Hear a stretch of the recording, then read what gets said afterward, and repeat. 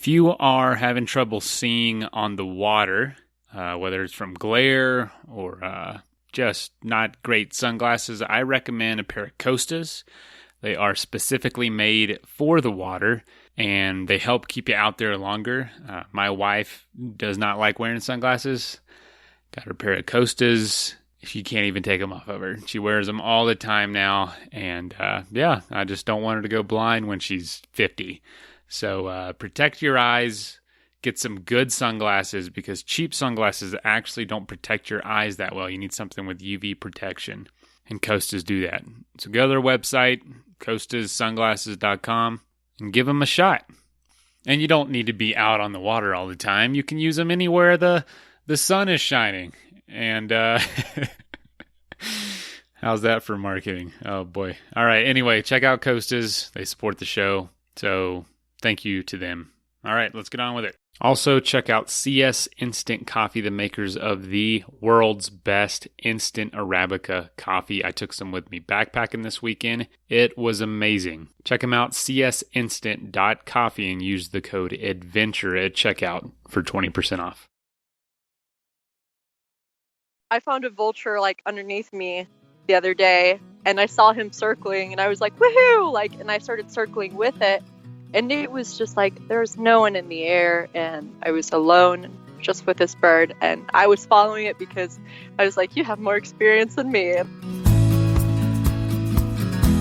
This is the Adventure Sports Podcast, trying to help you find adventure every day in any stage of life. You're going to hear from explorers, adventurers, business owners, and anyone living their life a little more out of the box than usual.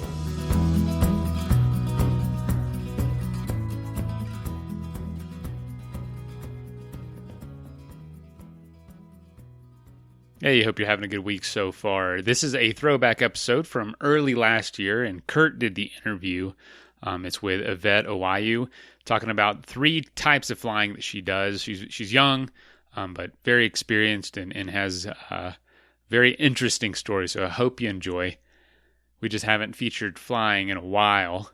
But if there's a sport out there that you want to hear, please just reach out to us. Like we want to keep it varied. We want to do what you want to do. Like people ask for something, I will literally try to find someone that day in that sport or has done that adventure so that we can interview them.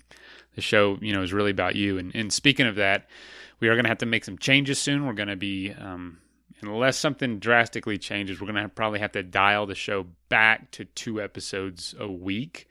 We've been doing 3 a week for over a year now, and love it. Wish I could keep doing it, but it's just taking up too much time, and I just got to dial it back. We're just going to take out the revisited episode instead of having the new episode on Friday. It's going to be on Thursday again. So Monday, Thursday is a new episode each week, unless something big changes in the next couple weeks. So, but all right, that's what it's going to be. And hope you enjoyed this episode and keep listening, keep supporting the show. We're growing every month, nice and steady. So keep sharing it. I know these stories are meant for somebody out there. And if you're on an adventure right now, best of luck to you and get in touch. We'd love to hear from you. All right, here's the interview.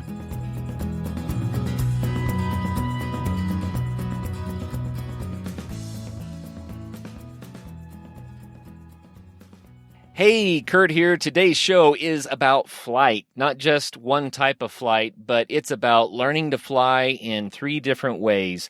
Yvette Aguayo is on the horn with me, and she is down in Phoenix, near Phoenix, Glendale, Arizona. She tells me she's sitting outside like one of these sidewalk cafes, and it's sunny, and she has on a tank top, and it's really nice, so the rest of us can just start being jealous right now. But Yvette, thank you for coming on the Adventure Sports Podcast to share your love of flying today. Hello, Kurt. It's nice to be here. Well, we're really excited to hear all about it. And so we're going to also hear the birds and the buses and the cars and the wind, and that's going to be part of the fun. Sweet. Sorry, I just saw someone on their motorcycle just stall out when they're making a turn right in front of me. I'm like, oh, it's perfect. This is actually exactly what's happening right now. Well, you give us the play-by-play, keep us entertained. We do motorcycles on the show, too, so that's good. It's all good. So Yvette grew up in Arizona and took up flying some time back, and she started with sailplanes or gliders, right? And then went to Yep. prop planes and then to hang gliding. She also does river guiding, and she's a climber, just another adventurer extraordinaire. So, Yvette, we're excited to hear all about it, but we're going to focus most of our energy on hang gliding, right? Okay, sweet. Yep. Okay, but we want to hear about your journey into flight. And I was thinking about this before we hit record. I was remembering the Wright brothers. And it's kind of funny because their first flyable airplane wasn't that far removed from a hang glider in a way. Yeah, they were really similar. But, I mean, the whole idea of something really, really light that you can get in the air with just a slight breeze, you know? Yeah, and they still do hang gliding out there, because that was like a really great spot where they started. I'm not too sure. Oh my gosh, it's like near Kitty Hawk hang gliding or something like that. Kitty Hawk kites. Yeah, Kitty Hawk kites. That's what it was. Yeah, they have those events like all the time. They're having a huge one coming up. I'm not quite sure about the name, but I was thinking about going to it before I peel out this season for guiding.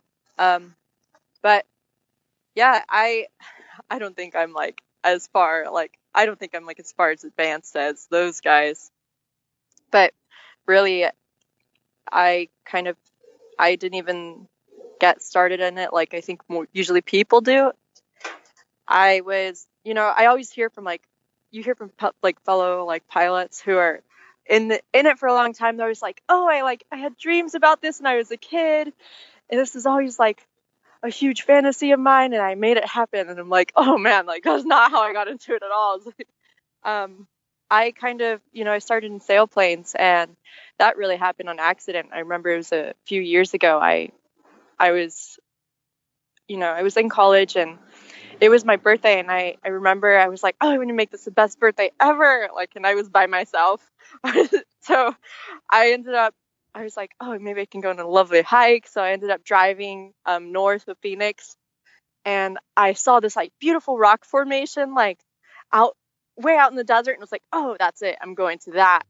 And I had like half a tank of gas, and like I'm like getting closer and closer to the rock, and then it starts getting like, it's like the road starts turning into like a service road, and it's like it's bumpy, and I'm in like a small sedan, and I'm like, oh gosh, I might not be able to make it.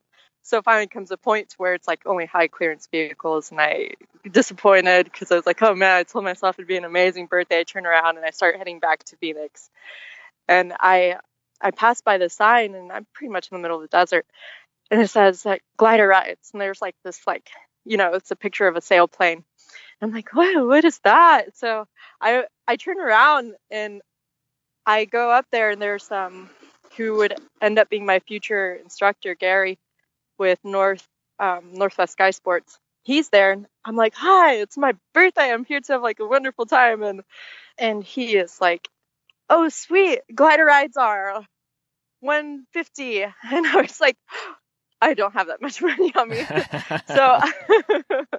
So I was like, oh, like I was like turned around walking away, and he was like, well, I could just take you up, and I'll just take you up anyways. And I was like, what? Like I was so thankful, no one's ever really done anything like that for me.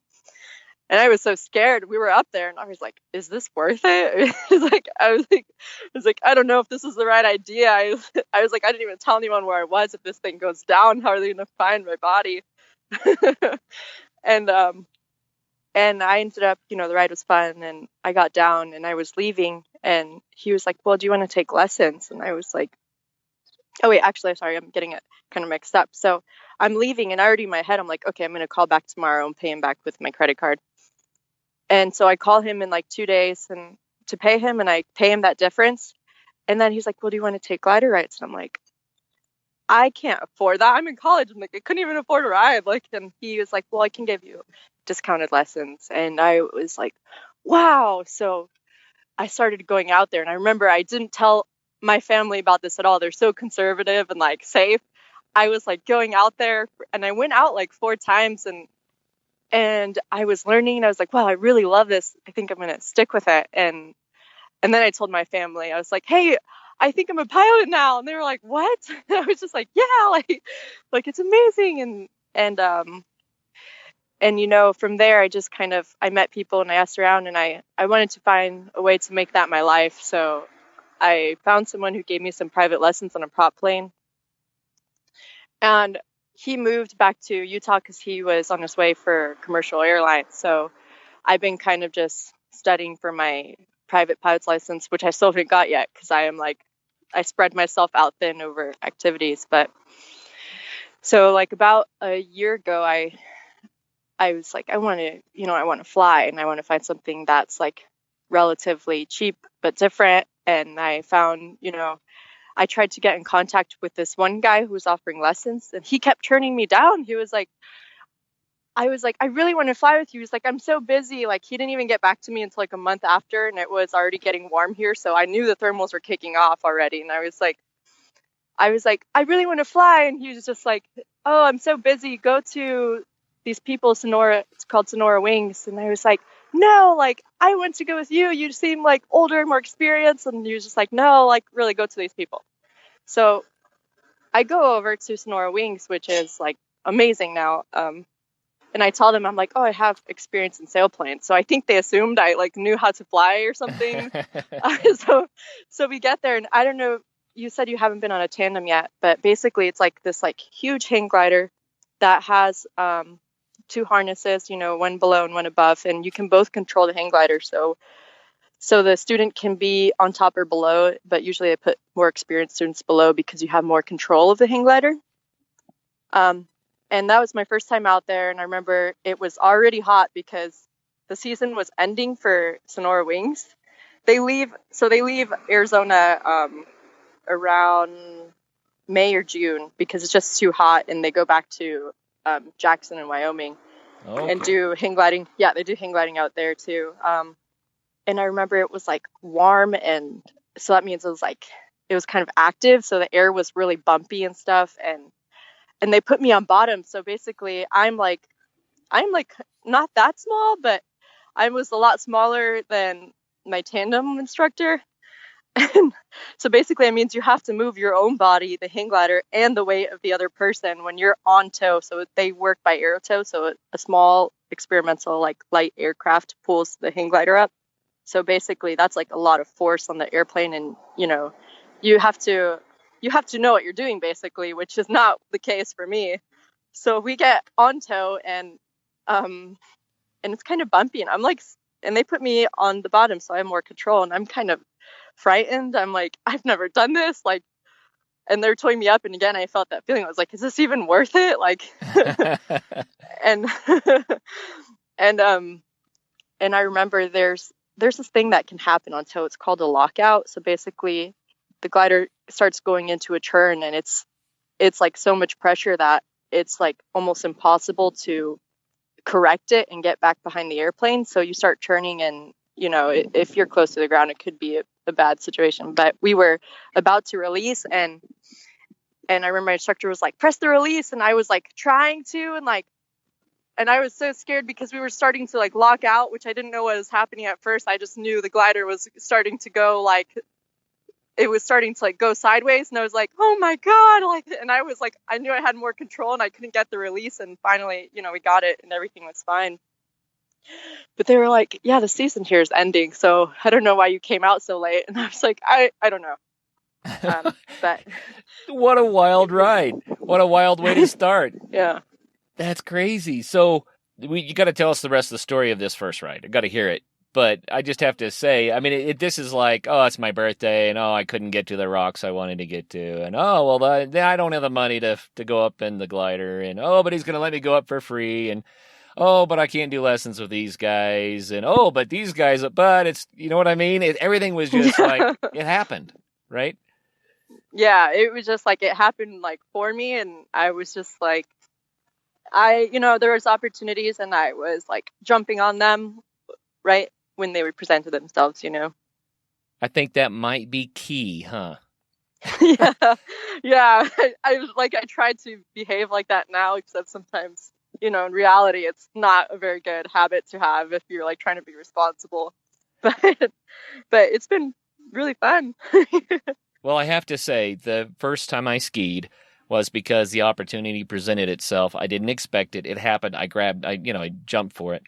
The first time I went scuba diving, the opportunity just presented itself. I jumped for it, and it happened. I didn't plan these things. They were just things I wanted to try someday. And sometimes when you have a list like that and you're patient, it happens. Yeah, that's amazing. And then it becomes part of you, and you're like, wow, like this actually worked out. That's right. It goes from I hope to I am, right? I am a scuba diver. I am a skier. I am a hang glider now. So that was your first hang gliding flight. Once you got off the tow and were just flying, what was it like? Oh my gosh, it was so wonderful because I've only experienced, being in the sky, like in the closed container. I remember my instructor like opened the door of the cockpit of the sailplane, but I was like, the wind was so loud going against the aircraft that I was like scared. Right. But it's so quiet up there, and it's really intuitive. Like it's really an intuitive sport. So for me, someone who like, I only have technique to go off of because I'm not that strong. I just, I really appreciate it. And like, you can feel the weather changing and like hitting your face, and it's amazing. You're in a completely different environment that I think is kind of hard to recreate in situations where you're not actually just hanging in the sky. That sounds so cool. So that's been more attractive to me than flying in like a single engine plane. That sounded like an airplane too. Let me guess, that's a bus. Yeah, it was. Sorry about that. No worries. I think it's great when we catch up with someone adventurous and they're out and about. It's just part of the lifestyle sometimes. I'm out and about myself right now. I didn't tell you, but I am on my mobile recording station. So it's all good. Cool. Yeah. I love modern technology. Yeah, to be able to work remotely from, wherever you want, basically, as long as you have that internet signal. Yeah, that's awesome. That's awesome. Well, I was starting to ask more about this flight, but I guess where I was headed with it is that, I have taken a couple of flying lessons in a Cessna, and I enjoyed that a lot, but I always thought I really just want to fly like a bird. Flying with a piece of metal equipment is cool, but I'd really like to get that sensation of being the bird in the sky. And I think that's what you're talking about, right? Oh my gosh, yeah, because there's nothing that can help rise you up other than your own knowledge and, feeling the air. So yeah, it's pure. It's just a pure feeling. Wow. So I have to ask about, was that first flight just really, really scary? Really, really exciting? Did you walk away from it saying, okay, I don't have to do that again? Or was it like, oh, I am so hooked, I'm down with this? No, I was like, oh no, like I've ruined my future. It's like, I have to do this now. It was really interesting. I was like secretly so happy on the inside, but when they were like, how was it? I was like, it was nice. But I was like, I was like talking about it for days on end, like when I left, and that was something that I think I've experienced certain like modes of flight, and I think that one for me, and I haven't tried paragliding, so I wouldn't know. That one for me was like, it felt so natural and it felt so much easier. Like I always had trouble finding thermals and sailplanes because I was like disconnected from the atmosphere. I couldn't feel everything that was happening. They say if you enter, if you cross the thermal, one of your wings tilts up, and I had so much trouble like recognizing that. But as soon as in hang gliders, you feel it, and you really feel it because you're like this tiny little bird in the sky, and it just like the wind kicks you, and you're like, oh, that's it, and you turn your wing right back into it, and it was just like game changing for me. I mean, I was like, I can't do anything else now. Like this has to be it. Okay, so here's one of my concerns about hang gliding, and it's not founded. I am a hang gliding ignorant person, okay? But you have tubing, you have fabric, you have cables, and that's it. And I think, it scares me a little bit because fabric tears, cables fray, tubing snaps. I mean, are these things really safe? Do you feel safe when you're on your kite? I feel really safe. I mean, they are rigid structures, so I think collapsing is less common in a hang glider, which is what I'm afraid of, is collapsing. So that's when the wings like do snap, and I haven't never experienced that because I'm new, so I'm like a beginner novice, and I hear like paragliding basically is just like mini collapses like all the time, and you're responding to it, and that just freaks me out because I don't know. I don't know how I would react to it. I know how I would react to it in a hang glider. I would have to throw my chute because everyone has one connected to their harness. But I feel really safe in it. That's I'm trying to think something. of. That's Yeah, cool. and I'm like a scared person. I get scared really easily. Like on mountain biking, I get scared of like, but in hang gliding, I haven't. And again, like I'm new, so maybe I haven't been in situations where I could have, gotten hurt, whereas other people have. Or I hear about, people getting tossed in a really turbulent air and, their wings like snap or something. But I don't know because I haven't gone through it yet. So, Well, if the wing snaps, I'll let you know. I mean, I've seen that, and it looks like so fast and aggressive that, of course, you only have one option when that really happens, is to throw your chute, because there's not. But you weigh that before you go into it. You're like, well, is this worth it? And then you decide from there. And I think it's worth it. But So how many flights have you done? oh my gosh, it's hard to say. Hold on, I'm trying to do the math in my head. Maybe I've gone up probably 30 times, 25. I was going to say, have you run out of fingers and toes? Have you been up that many times yet? So basically, I started last season, and I had like 6 flights on Tandem, and then they threw me off of Miriam Crater. So there's like old like hills in Flagstaff, Arizona that are like remnants of some cinder cone volcano or something. So wow.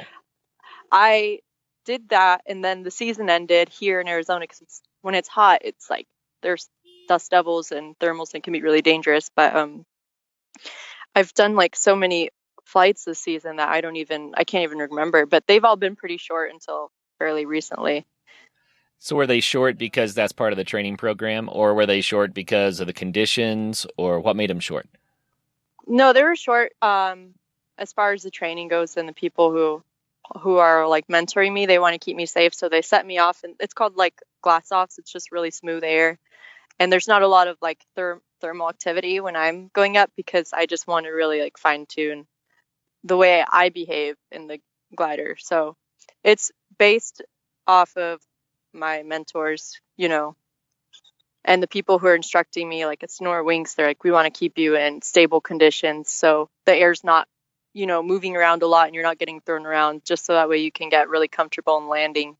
And then, they slowly started introducing me to more like to being towed in like more thermally conditions, and, landing on my feet and this and that. And it wasn't until like, I think a couple days ago, they actually gave me one of their variometers, so it shows your altitude and if you're gaining lift or losing lift, so if you're going up or down. And I was like obsessed with it. I was like in the air, and like it beeps really fast when you're gaining lift. So I would just hear that beeping. I was like, yes, like I was so obsessed with it that ended up, I was obsessed with it. I was chasing it. I was like, I can totally see why people got themselves into trouble, like into sticky situations, like of being low, because they're chasing that, that lift and the sound. And yeah, that was it. Sorry if I got off track. No, it's awesome. I just love to hear about the experience. It's fun. It's amazing. So let's go back to that very first tandem flight and tell us about the landing. What were you thinking and feeling as you're coming toward the ground, and how did it turn out? Oh my gosh. I was like, what if my face like scrapes like along the ground like a cheese grater? That's like the only thing I thought. Because like, wait a because that was when I really realized that there was nothing in between me and the ground. That was like where I was like, maybe I like sailplanes. And then I was like, because you have that like protection. Yeah. But you flare the hang glider just before you hit, and then Were you able to land on your feet? How did it turn out? No, so actually tandem hang gliders have these two huge wheels in the front and a tail wheel. So you basically land like a regular sailplane.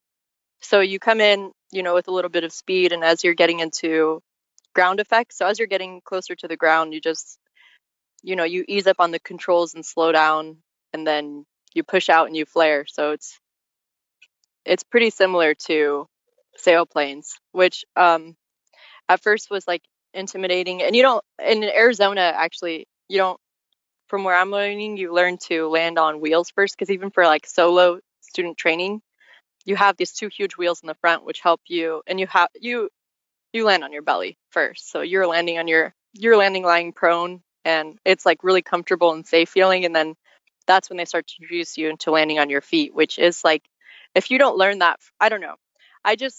Landing on my feet, for some people, I've heard that it's like super easy, but I have such a mental block of landing on my feet with a huge like device strapped onto my back. So I'm kind of bad at it. You'll get there. So what has been the biggest surprise about hang gliding for you? Oh man. I think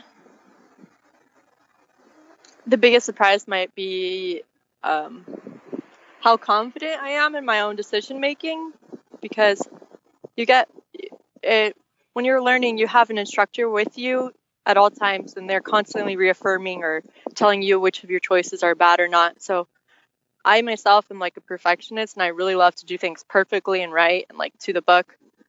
And once I was alone, I expected myself to look more to be a little bit worried to need the like validation of my instructor.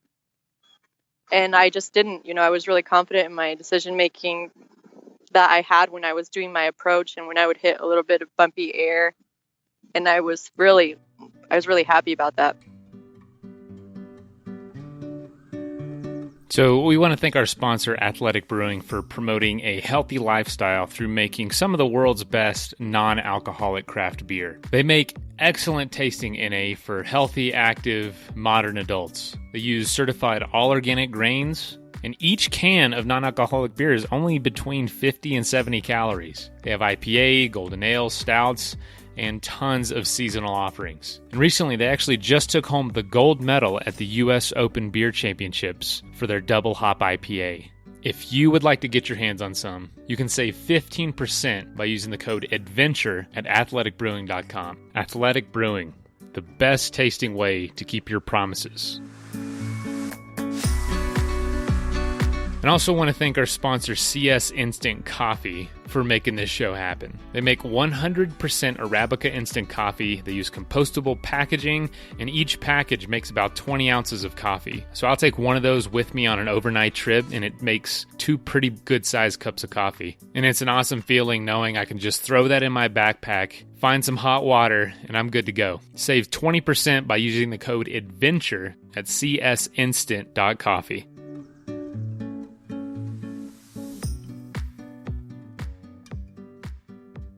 Well, here's a question that just popped into my mind. When I was doing a little bit of flying in planes, right?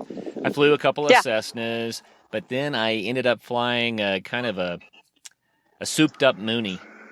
And the reason I mention that is because the Cessnas, when you're holding the yoke and you want to move the plane around, there's quite a bit of movement to make the plane do what you want. And then I got in this souped-up Mooney, and all you do is just change the amount of pressure on your fingertips, and the plane responds.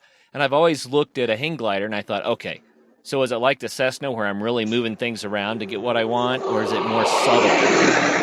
That sounded like an F-16. Was that an F-16? No, it was another bus. It was actually a Metro bus, so that was close. Tell everybody it was an F-16 next time, okay? That you're on your hang glider right now, and one just went by, and you're caught in the jet stream. And oh man, I wish that would be so nice. Yeah. So back to the question though, how responsive are they? So I'm in like a beginner glider, so they're really stable. So that means basically they just want to kind of stay straight. So the amount of input that I have to put in is huge. Like when I was when I was like thermaling, I was like basically like doing like a one arm pull up with one arm and like, you know, pushing out with the opposing to like stay in the thermal, or at least I was, because that's like that glider just wants to fly straight. But as I've heard, you know, the really high performance gliders are like, you need a lot less input to control them. So it can go either way, really. Just for me, I have to put in a lot, and I haven't had the chance to fly like a high performance one, so I haven't got to experience how sensitive they are. But I've heard they're super easy, like, but they're, you know, you can't just jump right into that because you can you'll overdo hurt it yourself. Yeah, exactly. So let's get a mental picture of what's going on here. You're hanging underneath the wing. You've got a triangle of bars that comes under you that you can hang on to, and as you shift the bars around, the angle of the wing is changing, but you're still kind of the center of gravity of this thing because you're hanging there, right? Yeah. And so you move the bar to the right, and you're going to go left. You move the bar to the left, and you're going to go right. You move the bar out, you're going to tip up, and if you move the bar in, you're going to tip down. Did I get it right? Yeah. You're not really moving the bar. You're moving your body in position relative to the bar. So you're hanging. You're hanging, you know, from the king post, I believe it is. Not the king post, the keel. So you're hanging like around the middle of that like vertical. Got it. Perpendicular to the wings. Yep. And you're pulling your body to the left, and that's putting that input in.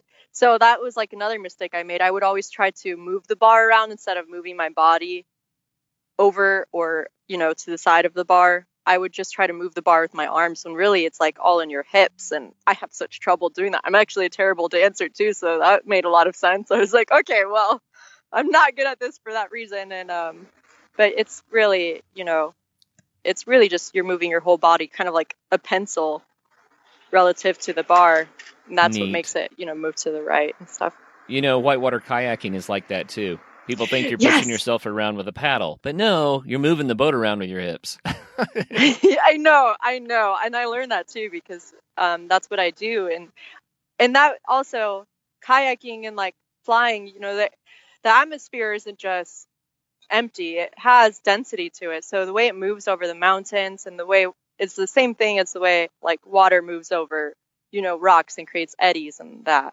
So that was something else that I thought really helped me and like kind of helps me move around within the like atmosphere, even though you can't see it. It's just like, you know, you're kind of that like you're reacting with your hips, like very like in very small movements relative to like what you're feeling in the air or in the water. Cool. You know.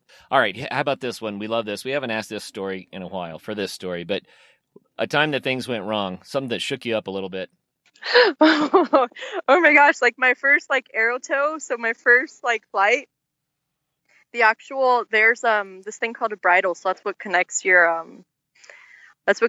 harness to kind of the hang glider, and then the tow line connects to that and to the airplane.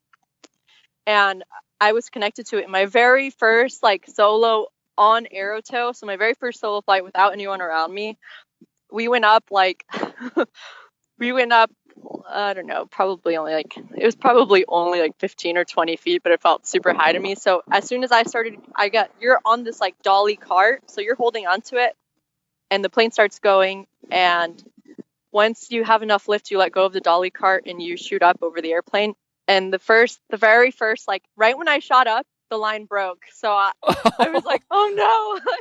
So I still had enough runway left to pull in and like safely land. But I didn't go over that hypothetical situation with my instructor until the first flight before that. Because I said, what if the line breaks prematurely? And then we simulated that. And then I was like, oh, okay. She's like, that'll never happen, though. Like, you'll be fine. And then the very first flight, that's what happened. And I was like, oh, I was like kind of shooken up. And, you know, everything was fine. And we did another flight right after that. And it was fine. But so I didn't funny. anticipate that to happen because that's just something you just hope won't happen, you know? You know, and things like that do happen and that make for the best stories. I'm not advising anyone to do what I'm getting ready to say because it was a bad idea, but still, it was great. My first scuba dive was not in a pool. I didn't take lessons. I just went, and I ran out of air at 70 feet. No. For real.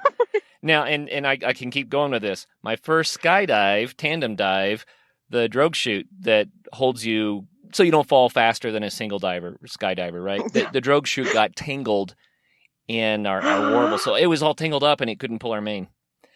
And oh my gosh. Every time I try something, it seems like something goes unplanned, right? Something was unplanned, but it was fine. The instructor knew what to do and he maneuvered around until he finally managed to grab something and fling it out into the air, and it actually did go ahead and deploy.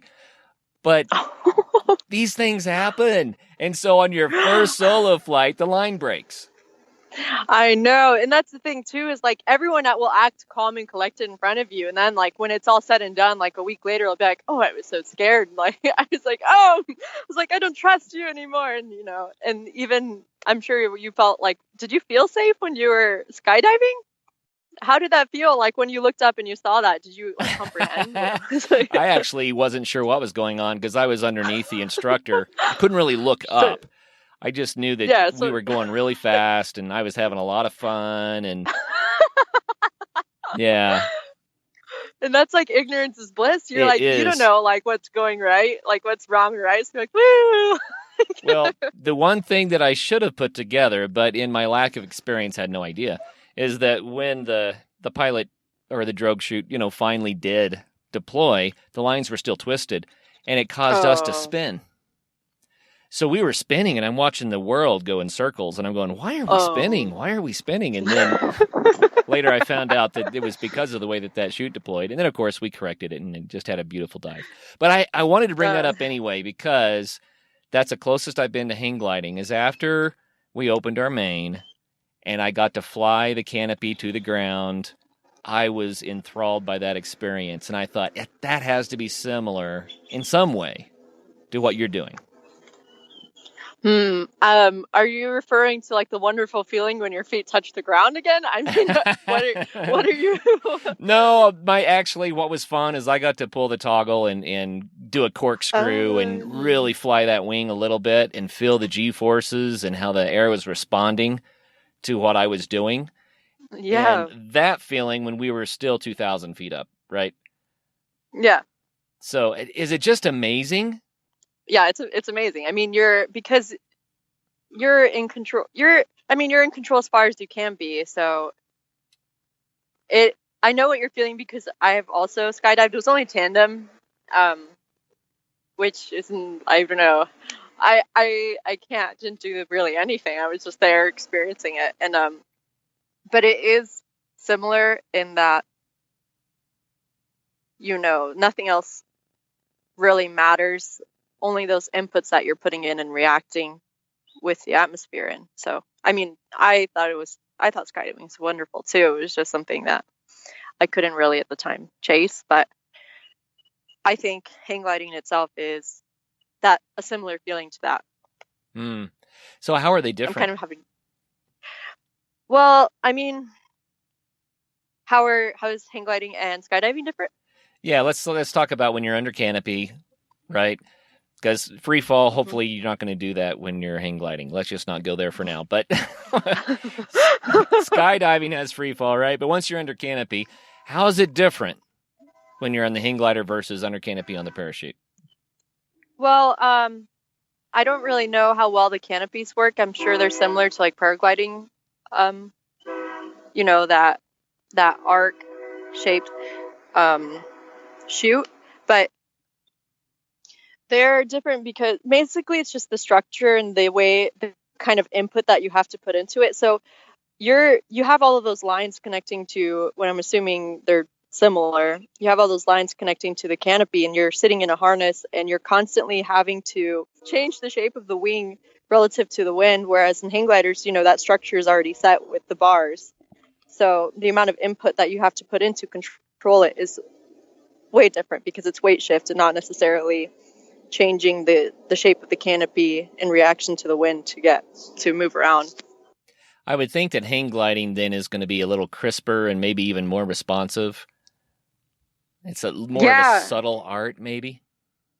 I think the only difference I've really seen is like paragliding has to take off in those like softer winds, and hang gliding can go in higher winds, and I think that we can handle like our own like vessels can handle a lot stronger conditions that you know paragliding or skydiving can, because we can like cut through the air better. But I'm kind of speculating, so I don't know if I'm really the most trustworthy person. When I'm like, You know what I'm enjoying, though, so much is your enthusiasm for something that's a relatively new sport. I love that because, it's fun when we get people on the show that have done 1,000 dives, but then they always or 1,000 flights or 1,000 whatever. But then they're always like, yeah, well, I do this. And when it's someone like you, it's like every day is fresh and new and exciting, and that's what's so much yeah, fun. That's awesome. yeah, So your dude, yeah, your boyfriend does both paragliding and hang gliding, right? yeah, he does. He's amazing. I'm jealous of like how good he is at everything. Does he prefer one over the other? I don't know. I think there's really, because I've been hearing him talk, because he's like how I am in hang gliding right now, how I'm like so excited over every day. He's like that in paragliding, even though he's already had experience with it. He told me basically that the convenience of it is, far greater. You have a backpack that you can hike up to a hill and literally fly off of it, or you can hike up to a mountain and fly off of it, and you just can't do that really in a hang glider, because it's this, when you pack up the actual, when you pack up a hang glider, it is like 8 feet long, and it has like a foot of a diameter. So You're not going to backpack with it, is what you're saying. you basically can't. It's kind of hard to put that thing onto your shoulder and hike up the whole mountain with it. And he was, he talks about that all the time. He's like, it was wonderful. I just walked up to this hill, and in 5 minutes I was ready to go fly. And and that's not really something that you can say about a hang glider unless you're so experienced with it and putting it together that you can actually put it together in 6 minutes. But that might be like a safety hazard for someone who's new like me, so I wouldn't do that. I would put it together, and then I would double check my put it together, then I would triple check my put it together, and then I would stop and say, did I get that together right? That would be me. Exactly, yeah. Yeah. And then I have people check me while I'm in it. I'm like, check it one more time. And then they're about to leave. I'm like, wait, how are you sure you did? Like, but yeah, no, it's just, and from what I've heard from people who do both, they're really different kinds of flight, which I haven't been able to experience yet, and I really hope to. I'm really interested in paragliding, but I would rather just become like proficient at hang gliding first before I take on a new sport. It sounds so delightful. So what is it really like to soar like a bird? Oh my gosh, it is so amazing. I found a vulture like underneath me the other day, and I saw him circling, and I was like, woohoo! Like, and I started circling with it, and it was just like there was no one in the air, and I was alone just with this bird, and I was following it because I was like, you have more experience than me, and Right. so there was nothing really like it. It's so, and nowadays everyone's outside and it's wonderful. Like, I think it's great that everyone like gets out, but it's really hard to be alone in nature unless Right. you're in a place where you have to have permits, and you rarely ever see any other person in the sky. So it's amazing like how silent it is, and how much time you have to like really appreciate, where you're at. Well, how long have you, let's say it this way, what has been one of your longer flights? How long are you up there? I think it was like most recently, it was like an hour and a half maybe, which is not Wow. long, but it was really fun because I got to, thermal my way up and stay up like over and over again. And, that bird I was talking about was the one that I was following, and it helped me find another thermal to get back to the airport, which was really convenient and nice. Convenient. It's nice to land where you took off from. So were Yeah, you towed up to start with? Yeah, I was. They actually dropped me off in a thermal. So I was like, woohoo! Like, I didn't have to do any work to find it. I just had to work to stay in it. And it was, you do the circles when you get in it, just like a paraglider, and you're going up, and, you hear that beeping of the variometer that like reassures you that you're still in the lift, and it's so much fun. So how high were you when you cut loose from the tow plane? I don't, so I was told, I didn't look at my altimeter, when I was dropped off. I think they dropped me off at like 2,300 feet above ground level. So I didn't really gain much altitude than what I was. I lost it, of course, and I was able to gain it back. But I think it was like 2,300 feet. But sometimes they tow me to 3,000. So it could have been either of those. Well, let's say that they tow you to 3,000 and there are no thermals and you're just going to glide back down to the ground. How long would that flight be? Oh, probably like, I don't know, like 15 minutes, depending on the sink that you're in. 15 Wow. or 30 minutes. Yeah, I'm like really bad with like knowing how much time I've been up in the air, because when I came down, I thought I was only up for like 30 minutes, and they're like, you were up there for forever, and I was like, oh. But yeah, I mean, it really depends on the amount of sink, because when there's updrafts, thermals, it's it's the earth that's heating up and something kicks off. The whole atmosphere is a certain temperature. Let's just say that, for example, the atmosphere is a certain temperature and the earth is heating up the air that's closer to the ground, and all of a sudden something kicks it up, and all of that air bubbles up and just makes this basically like funnel of hot rising air. So what that means basically around the air around it is that the colder air is getting pushed down back to earth, because something needs to replace that air that's getting pushed up. So there's like, right after I got kicked out of this thermal, and I was kind of far away from the airport and I was against the wind, I got kicked out of this thermal, and there was this huge downdraft that was just like pushing me like 600 feet per minute down. And wow.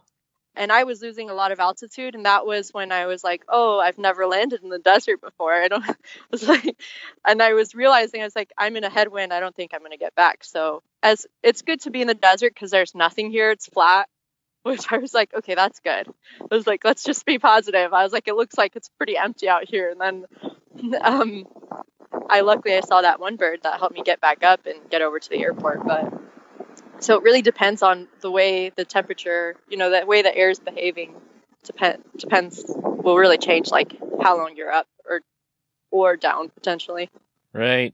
It's so fun to think about something that we can't even see, that we're trying to figure out, reason out, where is the lift going to be? Where's the sink going to be? Oh, there's the wind. What's it going to do to me? And to try to put that puzzle together so you can actually land close to where you took off from. I mean, that I've always thought about that with hot air balloons. Wow, that's hard too, and they can even go up at will, right? But I don't know. It's got to be crazy. I don't know. I've never been in a hot air balloon, but I mean, I don't think that was my really first introduction to like a visual representation of hot air rising. So I think, it's like, it's a mystery each time you're in it. You never know where it's going to be, or you can assume based on other people's, knowledge of that location, of there's usually hot air rising here.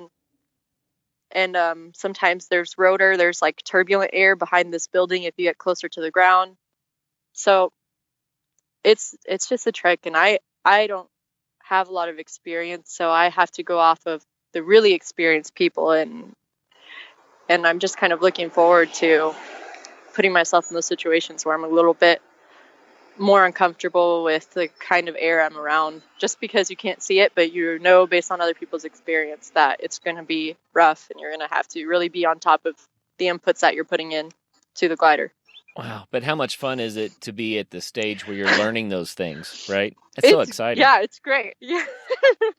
It's great. It's nice to be good at things too, but I really appreciate learning like a new skill every time I go out there, or getting to hone an old skill and get better, at things. That's a lot of fun. Well, man. So I know that our listeners must have 1,000 questions I have not asked yet, but here's one. How expensive is it, really? Oh, it's really not that expensive to get into. So to start, I believe the basic lesson package is like around $700 for like 7 or 10 flights. So if you're thinking about instruction and flying an aircraft, it's like $100 a lesson. And from there, I'm not quite sure, but I do know that you can get like a really good glider for like 2 grand, and they can last you for like ever. So there's only like that initial cost. Like if you're climbing, you know how you mostly have to buy your gear once, and if you take care of it, it'll last you forever. It's really similar to that. Okay. It's not as expensive as the sailplanes were, and the actual pilot, instruction was. Right. I think both of those were like $160 per flight in total. But really, it's just like sailplanes. You're going to be doing it as a hobby, so you kind of have to pick and choose. And if you can only have so many expensive hobbies if you have a certain income. Sure. And if you're gonna, yeah, but I would kind of equate it to, I don't know. I mean, it reminds me a lot of like trad climbing. You have to have all your gear, so it's affordable if you want to put the time and effort into it, which a lot of people don't have that that opportunity Right. nowadays, I've noticed.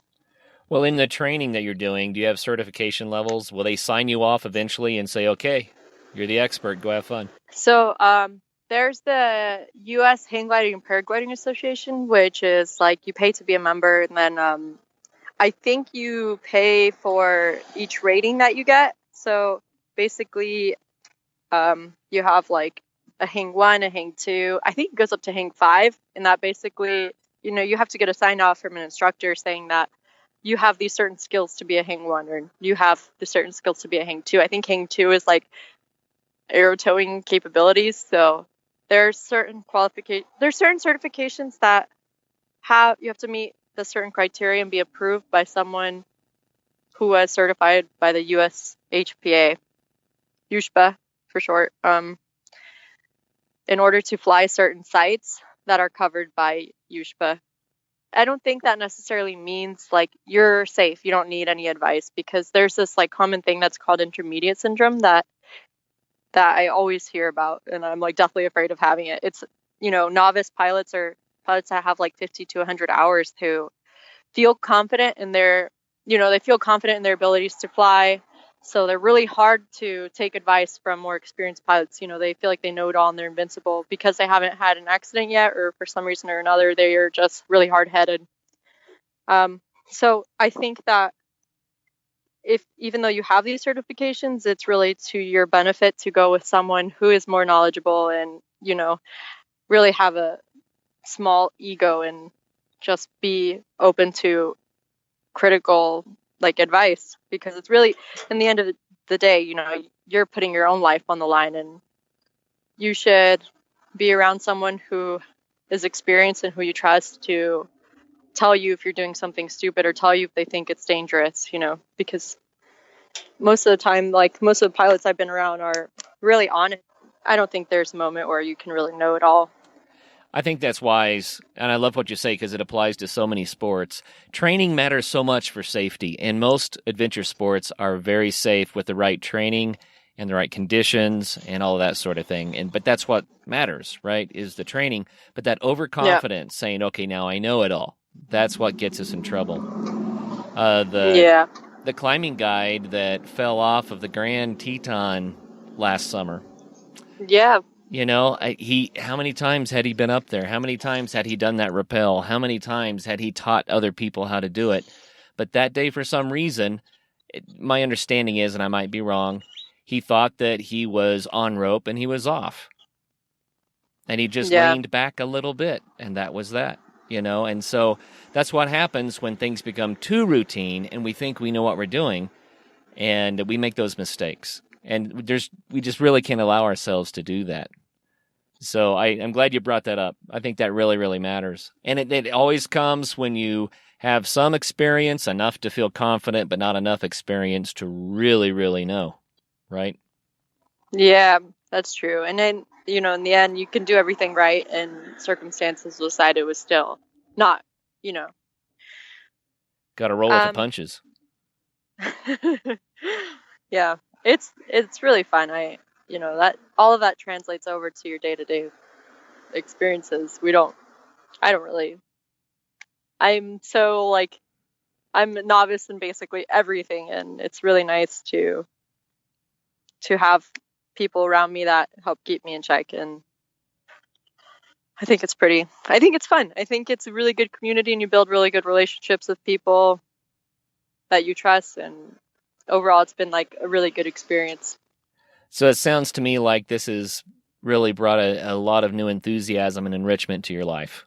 Am I overstating that or understating that? No, you're right. You're right. Overall, I'm happy when I'm on the ground. I'm like totally thankful to be here. I'm like, yes, like this means I did something right. Nice. But yeah, I do appreciate all the time I have. And, any sport I do, when I come back from it, like unscathed or in one piece, I'm really thankful. So it sounds to me like, in your experience anyway, adventure sports have really contributed a lot to your joy and happiness. Oh, yeah. Do you think other people should take up sports? What would be your advice? I think having an open mind when you're going and trying new things. I think, first of all, getting out there is the first part, and having an open and positive attitude is really important in order to be successful in anything. Because, most of the time when we try a new sport, we're not very good at it, because there's all these like mind-body connections that you have to have. And, it's like a lot of repetition, and anything like mountain biking or climbing or flying, we don't know anything off the bat. So it's really important to be positive, because all of these experiences translate over to your confidence and real time and your day-to-day activities. Very well said. How fun. Well, do you have a parting story for us? One more story that is either funny or inspirational or somehow illustrates what hang gliding is all about? Oh, man. I have this one that's kind of like sad.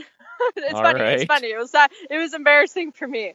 I remember it was the other day. I was out at the airport where we fly out of, and the people who run it were there, like hyping me up. They're like, "Oh, you're doing so great with your landings." I was like, "Thanks. I'm pretty happy. Like, it's wonderful." And I usually don't I'm usually not that kind of outwardly confident person. I was like, "Yeah, thanks, it's great." And that first flight after that, I came to land, and I tried to land on my feet, and I just didn't flare right. So I tried, my feet were close to the ground, and by the time my feet touched them, I tried running, and I felt like I was going like 20 miles an hour. My feet ended up tangling into each other, and I smacked onto the ground and got the wind knocked out of me. And I was like, wow, that really hurt.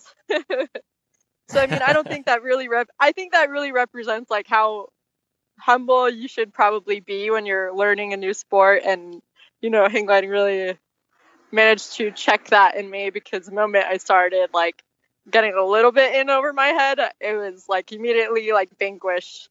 Any ego was gone. And I was like, okay. It's I remember now I'm doing this. It's like that was a new experience. Nice. Well, adventure sports are like that. And it's like that no matter how long you've been doing it, too. You may have been doing something for 20 years, and it will still wake you up and say, guess what? You got to pay attention. That's kind of the fun of it, isn't it? Yeah, that was a hard lesson that my gut received. Well, thank you so much for coming on the show and sharing your excitement for hang gliding with us. I've really enjoyed our time. It went really, really fast. I think it's because it was just so much fun to hear how much fun you're having. So thank you for that time today. All right. I appreciate it. Thanks. Oh, you bet. And for all the listeners out there, hang gliding, wow. Doesn't that sound like fun? Until the next show, make sure that you do something to get out there and have some fun.